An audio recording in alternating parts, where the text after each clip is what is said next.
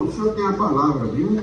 Tá certo, Excelência. Bom dia, excelentíssimos senhores desembargadores dessa colina turma julgadora, ilustres representantes do Ministério Público, serventuários de Justiça, advogados, colegas advogados aqui presentes. Bom dia. Excelências, esse caso, esse presente caso, ele trata tão somente da questão de intervalo interjornada de trabalhador marítimo embarcado. Esse trabalhador, por força de norma coletiva, ele tinha uma escala, uma jornada de escala de embarque no regime de 2 por 1. Portanto, a cada 2 dias embarcados, ele tinha o direito de gozar uma folga de 1 dia. Mais precisamente, a sua escala era de 60 dias embarcado por 30 dias de folga. O que é que acontece? Esse trabalhador, ele trabalhava, a função dele de taifeiro, para quem não conhece a função de taifeiro a bordo, esse trabalhador, ele trabalhava na cozinha do navio, propriamente. Então ele trabalhava auxiliando o cozinheiro, manutenção propriamente da cozinha, as refeições, café, almoço, jantar, enfim. Obviamente, como o navio não para durante a sua navegação, então a cozinha, ela funciona praticamente não, ela funciona durante 24 horas. Obviamente, ele não está se argumentando aqui que esse trabalhador trabalhava 24 horas. O horário de trabalho dele consistia de 5 da manhã às 19, com 2 horas de intervalo interjornada. Porém, o seu intervalo interjornada, ou seja, de um dia para o outro de trabalho, consistia tão somente no intervalo de 10 horas, com a máxima vênia, contrariando assim o que preceitua o artigo 66 da CLT, que determina aquele intervalo mínimo de 11 horas entre um dia e outro de labor. Acontece, Excelências, que nesse caso específico, a reclamada Transpetro tampouco juntou controles de ponto, nem trouxe, enfim, testemunhas a bordo, sequer compareceu em audiência para comprovar, de fato, o seu horário de trabalho. Em sede de contestação, ela apenas se limitou a dizer que esse trabalhador, durante o período que ele estava embarcado, naqueles 60 dias, trabalhava numa escala de 3 por 2, ou seja, durante os 60 dias embarcado, supostamente ele trabalhava 3 dias e descansava 2 dias lá dentro do navio embarcado. Excelências, com a máxima vênia, mas chamando para a primazia da realidade, esse trabalhador, ele não tinha como a bordo permanecer lá 2 dias inativo, inatividade, descansando, gozando folgas.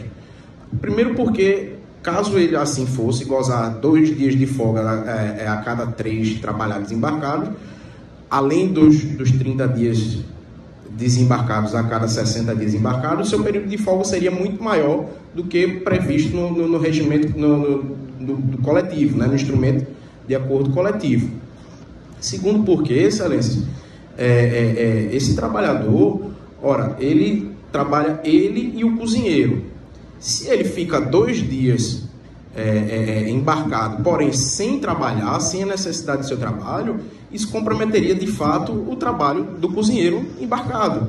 Ora, se justamente a equipe, a tripulação de um navio, ela conta com exatamente o posto que cada um deve trabalhar para que não comprometa a navegação, a funcionalidade do navio, o trabalho em si a ser feito, a prospecção de petróleo, enfim, o que seja, esse trabalhador simplesmente não poderia estar lá embarcado e a cada 3 dias, 2 dias embarcado sem fazer nada lá de folga. Isso comprometeria o trabalho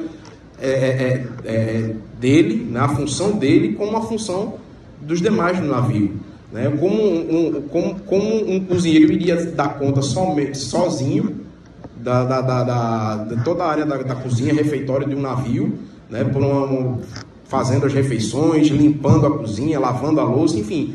Se a cada 3 dias, esse trabalhador, hipoteticamente, teria 2 dias de folga.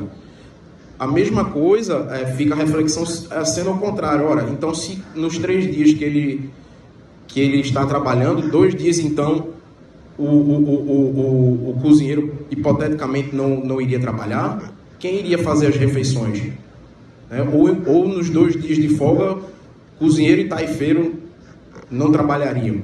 Então, a reclamada, ela se eximiu da sua responsabilidade de juntar qualquer prova, no sentido de que, hipoteticamente, esse trabalhador permanecesse lá embarcado e, a cada 3 dias embarcado, tivesse um descanso embarcado de 2 dias. Como eu disse, isso não, na realidade não é isso que ocorre. Durante os 60 dias que esse trabalhador lá está, certo? Ele permanece trabalhando os 60 dias.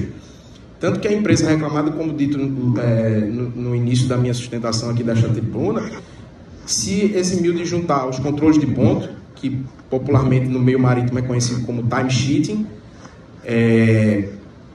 não trouxe testemunha, sequer compareceu em audiência para contrapor o que foi dito na peça exordiana, na peça inaugural.